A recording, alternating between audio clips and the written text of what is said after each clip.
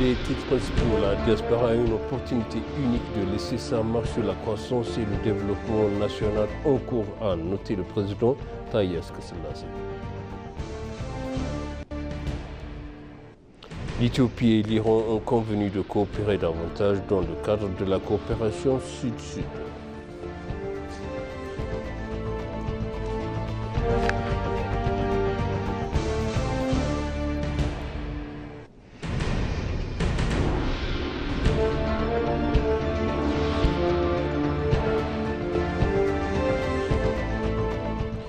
Bienvenue chers téléspectateurs sur B6, c'est moi Zalal Mourkana avec le journal.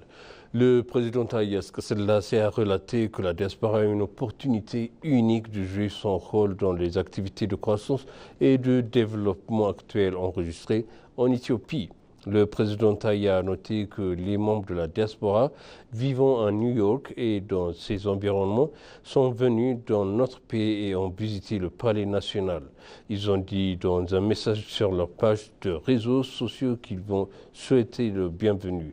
Ils ont expliqué aux visiteurs que la forme, le rôle et la structure entière du Palais national rénové témoignent de l'ampleur et de la profondeur de l'histoire éthiopienne dont nous avons hérité. Il a formulé qu'en tant que manifestation de notre unité, la diaspora occupe une place unique pour jouer son rôle dans la croissance et le développement que connaît l'Éthiopie.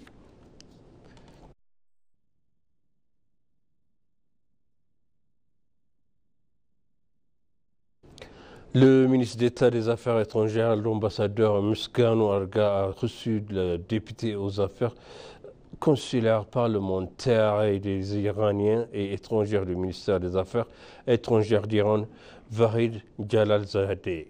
Au cours de leur discussion, le ministre d'État a mentionné que les deux parties pourraient collaborer sur les coopérations économiques dans les domaines de l'agriculture, des mines et de la fabrication, de la science et de la technologie, de la transformation des aliments et du ciment, entre autres. Les deux parties ont convenu de travailler par le biais d'une commission économique conjointe pour exploiter tout le potentiel de leur coopération économique. Ils ont également convenu de coopérer davantage dans le cadre de la coopération Sud-Sud, notamment par le biais de la plateforme BRICS.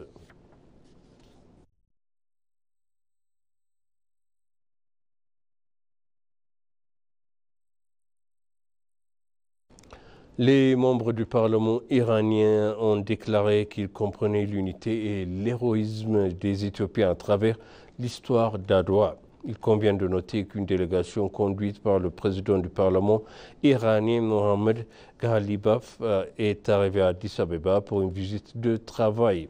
Les membres de la délégation ont également visité les mémorials de la victoire d'Adwa. Dans son discours, après avoir visité les activités de développement à Addis Abeba, il a déclaré que l'Éthiopie est sur la voie du développement. Mohamed Ali Al-Aroussi, membre de la Chambre des représentants du peuple de la République fédérale démocratique d'Éthiopie et président du groupe d'amitié Éthiopie-Asie de l'Ouest, s'est dit ravi de la visite de la délégation parlementaire iranienne en Éthiopie.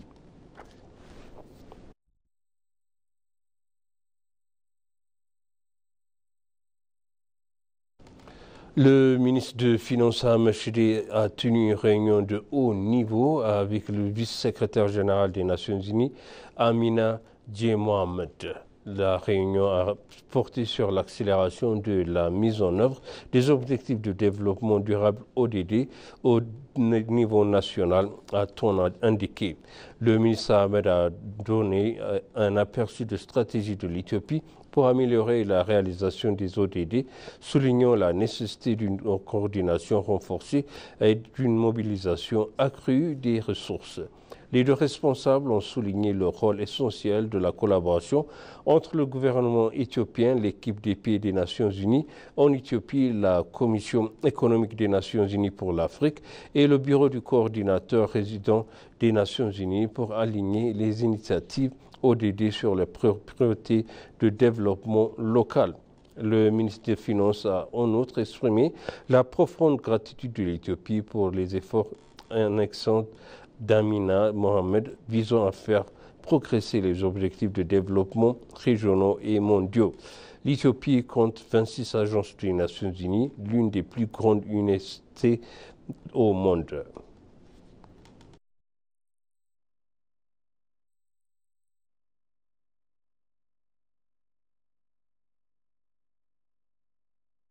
Et pour conclure, le journal, la ministre de la Planification et du Développement, Fetsuma Safa, a accueilli une délégation chinoise dirigée par Lu Hao, président du Centre de recherche et du développement du Conseil d'État de la République populaire de Chine pour discuter de l'approfondissement de la collaboration sino-africaine, de la définition de la vision du Centre de recherche sur le Sud global qui sera bientôt lancé. Fetsuma a détaillé les initiatives audacieuses du gouvernement, notamment le flottement du bière, l'ouverture du secteur financier aux acteurs étrangers et la création de la première bourse de valeur d'Éthiopie. La ministre a également souligné le potentiel de l'Éthiopie en tant que pôle manufacturier pour l'Afrique, soulignant les avantages compétitifs du pays, notamment un réseau de parcs industriels, un accès à une énergie verte, adorable et durable, et une vaste main-d'œuvre jeune et formale.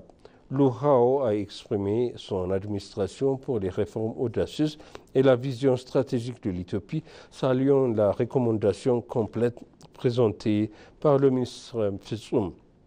La réunion a renforcé la vision stratégique de l'Éthiopie de tirer parti des partenariats et des réformes économiques pour se positionner comme un acteur clé dans le récit du développement de l'Afrique, tout en soulignant le potentiel d'une collaboration plus approfondie entre la Chine et l'Afrique pour stimuler la croissance et l'innovation.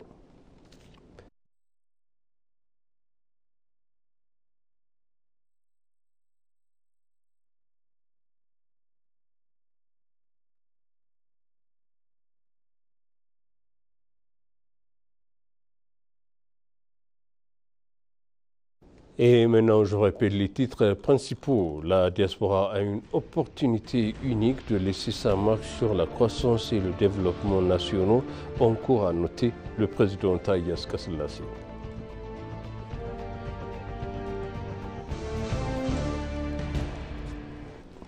Le président et l'Éthiopie et l'Iran ont convenu de coopérer davantage dans le cadre de la coopération Sud-Sud.